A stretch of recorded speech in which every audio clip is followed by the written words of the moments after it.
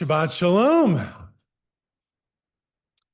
Uh, I'm not sure if other people have the same experience that I have as I age and reading stories or novels or watching books. I find myself identifying with different characters. Right? We've been recently rereading Harry Potter in my house. And I remember when I was a kid reading Harry Potter, and I spent a lot of time thinking about like which house would I be in? Ravenclaw. And like how would I do it? And I'm feeling like the crises that these children find themselves in were unavoidable and their heroism is amazing. And now as I'm reading with my kid, I just think to myself, someone find an adult. Like just get help from one of the adults in the story. What are you doing? Because the way we identify with people changes as we change. But there are some characters in our lives that don't ever change, that they're the people that we identify with no matter our age, right? Aragorn and Ned Stark, we can talk about that later. That was for Dave Hoffman. But also Abraham, right? Abraham is a character whose relatability is evergreen. Right? Part of that is because his age is sort of unclear throughout the story. Are you like me that he always looks 80 something, but acts like he's 20 something in like every story that we read about him? That's sort of how it goes. But also because the moments that we read about him, the moments that we read about him today are universal.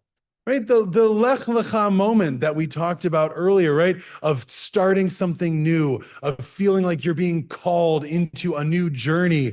We all have those moments in our lives, no matter what age or stage we're in. Right? We all fight with family and work with growing with our families and having our families be together. All of us have to deal with what it means to be involved in the civil wars of 7 different kings sometimes. And all of us also have this moment that happens at the end of the Parsha, because God sort of appears out of the blue to Abraham twice. And the first time it's to show up and say, Lech Lecha, it's time to go to a new place on a new journey. But the second time that God appears out of nowhere, seemingly for no reason, happens after they go down to Egypt, after the War of the 9 Kings, after all of that. God shows up and just says to Abraham, do not fear, for I will be your shield. And then comes this covenant that happens in chapter 15 of our Parsha. And the rabbis are a little bit surprised by this. God shows up, by the way, to most of our patriarchs and says, don't fear, right? Isaac gets it, Jacob gets it. They all get a moment where God says, do not fear. But for them, it's usually relatively clear why they might be fearing, right? What is going to happen in that moment? Who's trying to kill them immediately that God says, do not fear? For Abraham, it seems to come out of nowhere. And so the Midrash offers 3 different ideas as to what Abraham is afraid of. Now, by the way, if the Midrash gives you 3 different ideas, that means, of course, that it has no idea what the actual answer is. So the first is, Abraham is afraid, says the Midrash, that when he saved his nephew from the War of the 9 Kings, and he and his 318 soldiers went in, daring raid, they got him out. He's worried that he killed people who were in fact righteous and worthy. And so his fear is that his violence and his power in that moment maybe hit someone that it should not have. And God comes to him and says, do not fear. Don't fear. It's going to be okay. And we see that come to fruition next week, because when it comes back to Sdom, right? And what does Abraham do? He defends the fact that there might be some righteous people there, and you shouldn't destroy the entire city on account of them. So the Midrash then says, well, maybe what Abraham is actually afraid of is that the children of the kings that he just vanquished are going to hold a grudge, and they're going to rise up, and then they're going to come and they're going to try to kill him and his children. And so God says, don't fear on that account. And what happens next week, or in 2 weeks? Abraham and the non-Jewish tribes around him make a pact of peace. And then finally, the anonymous rabbis of the Midrash say, no, no, no. What Abraham is really afraid of is that he's used up all of his blessing.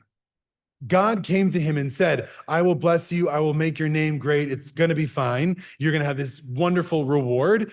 And since then, he has needed God's protection in Egypt. He's needed God's protection in this war. And he's needed God's protection with his nephew. And he's worried he's using up all of his divine protection and that he's not going to have any left, which is a fascinating way to think about what it means to be blessed and protected. And to that, God says, absolutely not. You have a great reward coming to you. And so what is this great reward and what does it mean? He says, I will be your shield. And the Maggid of Dubno says, how does God act like a shield? Well, when you are building a house, says a 16th century Polish Hasidic Rebbe. I have no idea how houses are actually built today. But when you build a house, you have to get all these laborers to come to build the wall and to do that. But then you take ropes and you put them on the roof or the top of the structure and you tie them to the bottom, and then everybody has to pull, right? And they get the wall up that way. You're with me? Okay, I don't know if that's true or not, but the Maggid said so, so we're going to go with it. So when you do that, those ropes are meant not to make it so you don't have to do anything, but they serve as a protection because the ropes go on a little like pulley thing. And so if people drop it, it catches and the wall doesn't fall and break and hurt people. And that is what is meant, says the Maggid of Dubno, when God says, I will be your shield, not that there's nothing for you to do. Not that Abraham's journey is over and he has no more work to be done, but God is going to serve as a protector for the really bad things, right? You still have to do your best. You still have to live an ethical life, but I got your back. And by the way, that blessing never runs out. Because the rabbis then continue in the Midrash and say that what's different about Abraham's blessing than everyone else in the Torah's blessing. This is deep linguistic trivia. Don't worry about it if you don't know where I'm going with this. Because God shows up and blesses other people. God blesses Noah. God blesses Abraham. Abraham we're talking about. God blesses the later patriarchs. God blesses Joseph. God blesses Moses. But only Abraham says, and you shall be a blessing to others. And the others, the families of the world shall bless themselves through you. And so what the rabbis say is that what was different about Abraham's blessing than anyone else's is that he was given the power to bless other people. How does that solve his fears? It solves his fears because if we have to think about what he's afraid of. If he's afraid that he did something wrong when he attacked the kings, well, then his tikkun, his repair for that is he tried to protect them later on. If his fear is that he is worried about the present and that his enemies are going to come back and get him, what's the answer to that? Peace treaties. Peace treaties and strength, right? Abraham's not giving up his 318 soldiers. He's going to be okay. If his fear is that he is running out of blessings to give or blessings that he has, the answer is those are limitless. If you live a blessed life, if you are a blessing to others, you will always stay within, God says, my divine protection. And that sets up basically all of the way we're supposed to live our lives as the Jewish people. Nachmanides says that God actually gives us this sort of divine force field of protection as long as we are doing the right and the good, which we know doesn't always pan out. But the idea is that one shouldn't be harmed when you're on your way to do a mitzvah. Anyone here been to Israel in the last 2 weeks? Oh, wow. No? Okay. Anyone coming with us in Reno? Okay. Thank you. Right.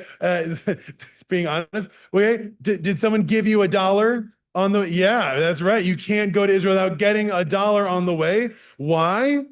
So that you should be protected, because the idea is that if you're on your way to do a mitzvah, a good deed, to give tzedakah, you'll be protected. Okay. We're all taking a trip to Israel in December. I'll collect your dollars now. You can give them to us, please. There are many ways that we can try to be Jewish. And there are many ways that we can try to be Jewish in the world. There is the calling, there is fear. Fear is real. There are people out there who do not like us. There are people out there who want to hurt us. We cannot ignore that at all. And fear only takes us so far. We also have to be blessed, and we also have to give blessings. I'm going to close because I promised the last thing took out of the sermon with a story that Rabbi Harold Schulweis tells about when he was a child and he had a pet fish. I've maybe even told this one before, but it's not so long. He had a pet fish, and the fish started to go the way of all fishes, and it started to die. And so his mother came in and poured salt into the fish tank. Again, I'm not a chemist, but that does something to the electricity of the water. And miracle of miracles, the fish rights itself and it's swimming around because it gets this shock and it's amazing and it's wonderful. And oh my God, that's awesome. And then whatever was, wrong with the fish took over again. And after about an hour, the fish dies. And no amount of salt in the fish tank would revive it again. And Rabbi Schulweis tells this story about what it means to be a Jew. Because the salt, the shock of the tears of our people, it keeps us going, right? If we hold a rally for something that's sad, we'll get everybody here once, but will they come back?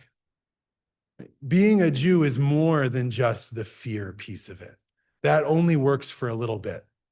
We also have to find ways to live for good, for blessing, to have reasons to be here, right? The great thinker Mordechai Kaplan is the one who sort of started this off about over 100 years ago.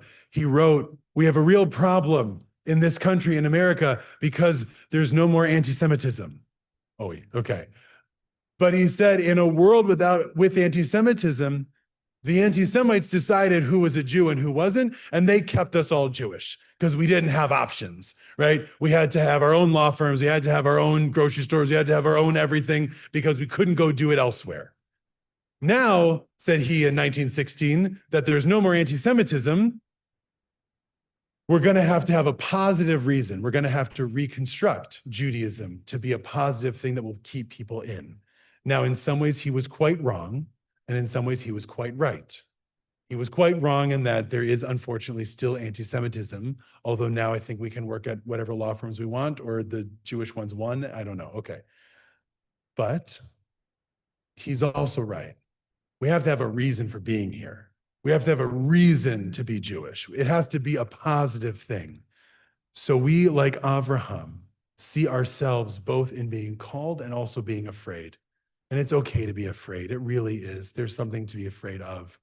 But we also have to see ourselves like Avraham as people being able to be blessed, to be protected, and to bless others with the blessings that we've been given. Shabbat Shalom.